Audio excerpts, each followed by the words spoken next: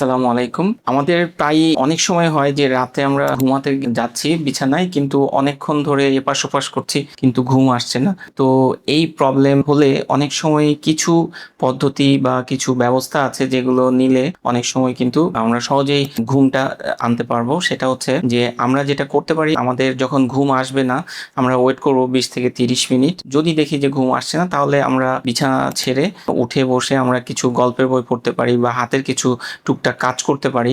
এরপরে যখনই ঘুমটা আসবে তখন আমরা বিছানায় যেতে পারি। ২ নাম্বার যেটা করতে পারি আমরা, সেটা হচ্ছে যে একটা শ্বাসের একটা কৌশল আছে। যেই শ্বাসের কৌশলটা আমরা যদি ফলো করি তাহলে কিন্তু অনেক সময় ব্রেনটা শীতল হয়ে আমাদের ঘুম চলে আসতে পারে। সেটা হচ্ছে আমরা যদি লম্বা করে শ্বাস নিই এবং কিছুক্ষণ যদি ধরে রাখি এবং তারপরে লম্বা করে যদি শ্বাস ছাড়ি, এটাতে কিন্তু ব্রেনটা অনেক সময় রিল্যাক্সেশন হয় এবং ঘুম চলে আসে। আরেকটা যেটা করতে পারি, আমাদের রুমের লাইটটাকে আরো কমিয়ে ফেলার চেষ্টা করব। আর যেটা সবার শেষে আমি বলতে চাই যে আমাদের হাতের কাছ থেকে মোবাইলকে দূরে রাখবো এবং চেষ্টা করব যে ঘুমাতে যাওয়ার ১ ঘন্টা আগে থেকেই আমরা মোবাইল ব্যবহার না করার জন্য।